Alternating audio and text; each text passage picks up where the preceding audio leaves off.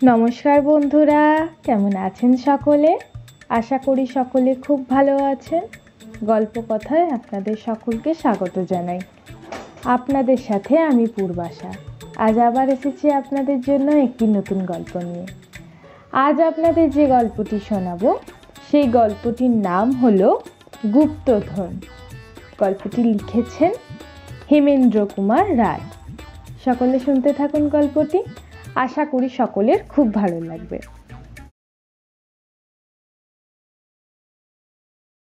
লোকটি লাঠি ঠকঠক করতে করতে এগিয়ে আসছে খুঁড়িয়ে খুঁড়িয়ে। ওকে তোমরা কেউ চেনো কি? গায়ের রং ভূষকালীন মতো, বয়স 60-এর কাছাকাছি এবং দেহ অস্থি মজ্জাসার হলেও তেল পাকা বাঁশের লাঠির মতো শক্ত ও সোজা। চোখ দুটো একে কুতকুতে, তার টেরা এবং ডান পাখানা বাঁকা ও খোঁড়া। লোকটি নাপিতকে বৃদ্ধাঙ্গুষ্ঠ দেখাবার জন্য মাথায় রাখে লম্বা চুল এবং মুখে রাখে গোঁফ দাড়ি। কাপড়ের বাজার আকড়া বলে কালো রঙের লুঙ্গি সর্বদাই গলায় চিটচিটে ময়লা পইতে ঝুলিয়ে আদুর গায়ে থাকে এবং বাইরে যেতে বাধ্য হলে অঙ্গে ধারণ করে বড় জোর একটা গেঞ্জি। চেহারা কানি পছন্দ হচ্ছে না? ওর নামটাও বোধহয় তোমাদের মনে ধরবে না। শ্রী বটুক ভৈরব ভট্টাচার্য। মহাকবি শেক্সপিয়ারের সৃষ্ট কুৎসিতজীবী মহাজন শাইলকের নাম আজ সারা পৃথিবীতে কুবিখ্যাত হয়ে আছে। বরানগরে শেক্সপিয়ারের সমকক্ষ কবির জন্ম হয়নি, তাই বটুক ভৈরব ভট্টাচার্যের নাম দুনিয়াময় ছড়িয়ে পড়তে পারেনি। কিন্তু স্থানীয় মহাজনদের কাছে সে ছিল বিভীষিকার কুখ্যাত অগ্রদূতের মতো। বটুক দিন গুজরান করত সুদে টাকা খাটিয়ে।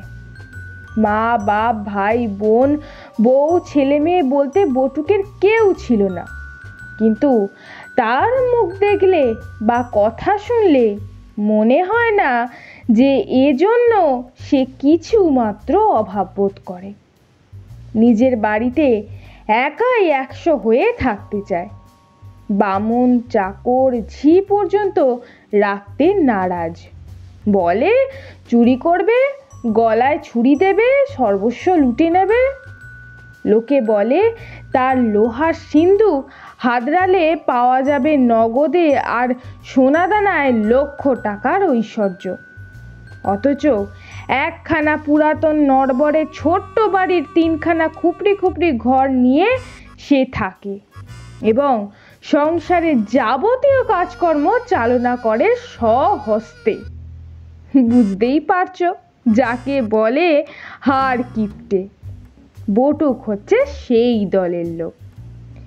সে ফোঁটা তিলক কেটে নিজেকে পরম বৈষ্ণব বলে প্রচার করে। কাজেই সেই অজুহাতে মাছ মাংস ছোঁয় না। মাসে 2-1 দিনের বেশি বাজারেও যায় না, কারণ নিজের বাড়ির সঙ্গে সংলগ্ন 1 খণ্ড জমিতে ফলিয়েছিল লাউ, কুমড়ো, বেগুন, ঝিঙে, ধুধুল প্রভৃতি তরিতরকারি। 2টি ভাতের সঙ্গে তাই দিয়েই সেই নিবারণ করত ক্ষুধার তাড়না। আমরা বলা বলি করতাম বটুকের টাকায় হাত দেবার জনপ্রাণী নেই, তবে কার জন্য সে এত কষ্ট স্বীকার করছে? এই টাকার কুমির কি মরার পরও জখ হয়ে নিজের সিন্ধুক আঁকলে বসে থাকবে? সে কথা কয় এমন ট্যাক্খরের মতো যে শুনলেই খারাপ হয়ে যায় মেজাজ। তার মনের মিল নেই কারুর সঙ্গে এবং সাধ্য মতো কেউ তার ছায়া মারাতেও চায় না। কিন্তু তবু অভাবী ও অভাগা লোকেরা তার দরজায় ধর্ণা দিতে বাধ্য হতো, কেবল টাকা ধার করার জন্যই। উত্তমন্ন ও অধমন্ন, অর্থাৎ টাকা যারা ধার দেয় আর যারা ধার নেয়, তাদের মধ্যে মিষ্ট সম্পর্ক থাকে না কোনো কালেই। আবার এসব মহাজনও আছে ঋণীদের কাছে যারা দুর্জন নয়। গোড়াতেই বলে রেখেছি, এই শ্রেণীর মহাজন ছিল না বটুক ভৈরব। নিতান্ত দুর্ভাগ্য না হলে কেউ তার দ্বারস্থ হতে চাইতো না। সুদ তার যেমন চড়া, মেজাজ তার তেমন কড়া। বছর 2 আগে কলেরায় একসঙ্গে মারা পড়ল তার বউ, এক ছেলে ও এক মেয়ে। তার সংসারে আপন বলতে রইলেন কেবল মা। গত বছরের থেকে তিনিও পক্ষাঘাতে শয্যাশায়ী এবং এ বছর তার শয্যা পরিণত হয়েছে মৃত্যু শয্যায়। এখনো বেঁচে আছেন বটে, কিন্তু ডাক্তার জবাব দিয়ে গেছে। নিতাই একে গরিব, তার উপরে ওই সব অতিব্যাধির দায়ে তাকে বাধ্য হয়ে বারে বারে বটুকের কাছে বাড়ি ও জমি বাঁধা রেখে টাকা ধার করতে হয়েছিল। আসল ধার 500 টাকার বেশি নয়, কিন্তু নিতাইকে এ পর্যন্ত সুদ গুনতে হয়েছে যত টাকা, তার পরিমাণ ছাড়িয়ে উঠেছিল আসলকেও। নিতাইয়ের মায়ের অবস্থা সেদিন অতিশয় খারাপ। সেই দিনটা কাটে কিনা সন্দেহ। এমন দুর্দিনেই নিতাইয়ের সদরে লাঠি ঠকঠকিয়ে খোঁড়াতে খোঁড়াতে বটুকের আত্মপ্রকাশ। এসেই খ্যাঁক খেকিয়ে সে বলে উঠল, অহে নিতাই, বলি তোমার মতলবখানা কি? গেল মাসে সুদ বাকি পড়েছে, এ মাসে আমি আর কোনো কথাই শুনবো না। নিতাই হাত জোর করে বলল, আগে ভট্টাচার্য মশাই বাড়ির পাশেই থাকেন, কিছুই তো আপনার অগোচরে নেই। আমার মা যে এখন যান তখন যান হয়ে আছেন। বটুক তেলে বেগুনে জ্বলে উঠে বলল, তোমার মা মরবে, আমার কি? নিয়ে এসো আমার টাকা, নইলে আমি নালিশ করব।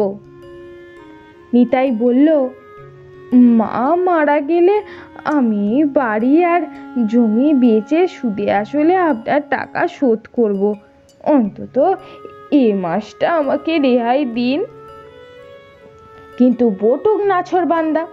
নিতাইয়ের কাকুতি মিনতি, চোখের জল, পায়ে ধরা সবই ব্যর্থ। অবশেষে পাড়ার এর ওর তার কাছে হাত পেতে কুড়িয়ে বাড়িয়ে কোনো রকমে তাকে 2 মাসের সুদের দাবি মেটাতে হলো। তারপর কাটলো 3 সপ্তাহ। ইতিমধ্যে নিতাইয়ের মায়ের মৃত্যু ও শ্রাদ্ধাদি ক্রিয়া শেষ হয়ে গিয়েছে এবং শ্রাদ্ধের ভোজন সভায় বটুকও যোগ দিতে লজ্জিত হননি। সেই দিনই নিতাই তাকে জানিয়ে দিয়েছিল, ভট্টাচার্য মশাই, আপনার 500 টাকার জন্য ভাববেন না। বাড়ি আর জমি বিক্রি করার জন্য এর মধ্যেই আমি দালালের খবর দিয়ে দিয়েছি। চলে আসতে আসতে নীরস কণ্ঠে বটুক বলেছিল, দেখা যাবে। বটুকের ঘুম বড় সজাগ। চোরের ভয়ে কোথাও খুট করে শব্দ হলেই সে ধড়মড়িয়ে উঠে পড়ে। এক রাত্রে কি এক সন্দেহজনক আওয়াজে চট করে তার ঘুম ভেঙে গেল। স্তব্ধ গভীর রাত্রে কোথায় যেন কোদাল দিয়ে মাটি কোপানো হচ্ছে। বটুক বিছানা ছেড়ে জানলার কাছে গিয়ে দাঁড়াতেই দেখতে পেল এক অদ্ভুত দৃশ্য। নিতাইদের বাড়ির পিছন দিকটা জুড়ে ছিল খানিকটা জঙ্গল ভরা পুরো জমি। কেউ সেদিকে যেতও না। একটা ঝোপের পাশে জ্বলছে হ্যারিকেন। একজন লোক কোদাল দিয়ে মাটি কোপাচ্ছে, আর একজন একটা মস্ত পুঁটলা থেকে কি সব বার করে পাশের একটা বড় ট্যাঙ্কের ভিতরে রেখে দিচ্ছে। কি ওগুলো? রাশি রাশি টাকার মতো চকচকে চাকতি। হ্যাঁ, ওগুলো টাকা না হয়ে যায় না? হে ভগবান, এই যে কাঁড়ি কাঁড়ি টাকা! ওরে বাস রে, ওসব আবার কি? তারা তারা কাগজ যে! কি কাগজ? মিটমিটে আলোয় দূর থেকে স্পষ্ট দেখা না গেলেও কাগজের আকার দেখে এটুকু বুঝতে দেরি লাগে না যে ওগুলো হচ্ছে নোটের তারা। বটুক একে একে গুনে দেখলো 50টা মোটা মোটা তারা। ওরে বাবা! গর্ত খোঁড়বার পর লোক দুটো টাংটা তার মধ্যে পুড়ে আবার মাটি চাপা দিল। তারপর সেখানে গাদা গাদা ডাল পাতা ও রাবিশ বিছিয়ে উঠে দাঁড়ালো। একবার চারিদিকে তীক্ষ্ণ দৃষ্টি বুলিয়ে আলো নিভিয়ে ফেলল। তারপর আবজা আবজা দেখা গেল তারা চোরের মতো চুপি চুপি পাঁচিল ডিঙিয়ে বাইরে এসে অন্ধকারে মিলিয়ে গেল কোথায়। বিষম লোভে বটুকের চোখ জ্বলতে ও দারুণ উত্তেজনায় তার বুক ঢিপ ঢিপ করতে লাগলো। এই যে গুপ্তধনের ব্যাপার, তাতে সন্দেহ নেই। ভেটারা নিশ্চয়ই চোর কি ডাকাত। কোথায় চুরি বা লুটতরাজ করে পুলিশের ভয়ে আপাতত কিছুদিনের জন্য এখানে বামাল লুকিয়ে রেখে গেল। সবাই জানে এই পোড়ো জমিতে কেউই পা বাড়ায় না। বটুক আন্দাজ করতে লাগলো কত টাকা ওখানে থাকতে পারে। অন্তত 25-30 হাজারের কম নয়। চাই কি 50, 60, 70 বা তার চেয়েও বেশি হতে পারে। নোটগুলো যদি 100 টাকা হয় তাহলে তো কথাই নেই। উফ! লাফ মেরে পাঁচিল ডিঙিয়ে তখনই চোরের উপর বাটপাড়ি করার জন্য বটুকের হাত পা নিষ্পিস করতে লাগলো। কিন্তু তার পা খোঁড়া এবং পাঁচিল যা উঁচু, তারও উপরে নিতাইদের আছে দুটো বড় বড় খেঁকি নেড়ি কুকুর। মাঝে মাঝে তারাও দাঁত খিচিয়ে তাড়া করে আসে। কুকুরের কামড় খেয়ে জলাতঙ্ক রোগে মরার স্বাদ তার নেই। কিন্তু কুকুরেরা এ অজানা লোক দুটো সাড়া পেল না কেন? তারা কি বাইরে টহল দিতে গিয়েছে? পরদিন ভোর বেলাতেই বটুক হন্ততন্ত হয়ে নিতাইয়ের বাড়িতে ছুটল। নিতাই শুধলো, কি ভট্টাচার্য মশাই, এত সকালে যে? বটুক বাজে কথায় সময় নষ্ট না করার লোক নয়। বলল, বাবা নিতাই, তুমি সেদিন বলেছিলে না তোমার বাড়ি আর জমি বেচতে চাও? আগে হ্যাঁ, দালালের মুখে একজন খদ্দের দর দিয়েছেন 7,500 টাকা। 7,500? ওরে বাবা! ওই পচা বাড়ি আর পুরো জমির দাম 7,500 টাকা? কারোর কি মাথা খারাপ হয়েছে? নিতাই বলল, এক বুড়ো জমিদারের শখ হয়েছে শেষ জীবনটা গঙ্গার ধারে কাটিয়ে দেবেন। আমার বাড়ি থেকে গঙ্গা দেখা যায়, 2-1 দিনের মধ্যেই বায়না হবার কথা।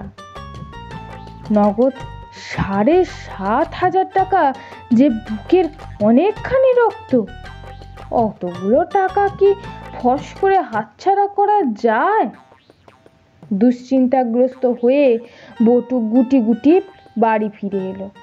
সারা রাত দুর্ভাবনায় তার ঘুম হলো না। ফলে কিনা 2-1 দিনের মধ্যে বায়না হয়ে যাবে, তবেই তো। কিন্তু যে পুরো পুরো বাড়ির বাজার দর 1,500 টাকা উঠবে না, তার জন্য কি? বটুক আর ভাবতে পারল না। পরদিনই আবার গিয়ে হাজির হলো নিতাইদের দরজায়। কি ভট্টাচার্য মশাই? নিতাই, তোমার বাড়ি আমি কিনবো, কিন্তু এক শর্তে। শর্তটা কি? আমাকে 3 দিনের মধ্যে বাড়ি ছাড়তে হবে। তোমাকে 3 দিনের মধ্যে বাড়ি ছাড়তে হবে। এত তাড়াতাড়ি কিসের? ভালো ভাড়াতে পেয়েছি, 1 বছরের ভাড়া আগাম দেবে, এখনই আসতে চায়। বেশ, আমার আপত্তি নেই, কিন্তু চাই নগদ 7,500 টাকায়। ফোঁস করে একটা দীর্ঘ নিঃশ্বাস ফেলে বটুক তিক্ত স্বরে বলল, বেশ বেশ, তাই হবে। তাই হলো। লেখাপড়া হয়ে গেল চটপট। ধার শোধের জন্য মহাজনকে 500 টাকা দিয়ে পুরো 7,000 টাকা নিয়ে নিতাই 3 দিনের মাথায় ছাড়ল তার বাস্তুভিটা। বটুকের আর তর সইল না। তৎক্ষণাৎ নিতাইদের বাড়ি দখল করে বসলো। তার মন বুকের ভিতরে ধেই ধেই করে নাচতে নাচতে ক্রমাগত বলতে লাগলো, কেল্লা মার দিয়া, কেল্লা মার দিয়া বাবা, কেল্লা মার দিয়া। তারপর সেই রাত্রেই, ঝিমন্ত রাত্রে, ঘুমন্ত বাতাস, গঙ্গার বুকেও রিমঝিম ভাব, স্রোত বইছে ঝিরঝির, শোনা যায় কিনা যায় না, খালি ঝিঝি পোকাগুলো ঝরঝরে গলায় একটানা ডেকে চলেছে, ঝি ঝি। এমন সময় পুরো জমির উপরে এক হাতে লণ্ঠন আর এক হাতে কোদাল নিয়ে বটুকের আবির্ভাব। এই সেই জায়গা। তাড়াতাড়ি ডালপালা ও রাবিশ সরিয়ে মাটি কোপাতে কোপাতে বেরিয়ে পড়ল একটা মরচে ধরা তোবড়ানো পুরাতন টিনের ট্রাঙ্ক। থরথর কম্পিত বুকে বটুক ট্রাঙ্কের ভিতর হাত চালিয়ে আঁচলা করে বার করতে লাগলো রাশি রাশি চকচকে টিনের চাকতি, আর বেরোতে লাগলো নোটের মাপে কাটা তারা তারা চোতা কাগজ।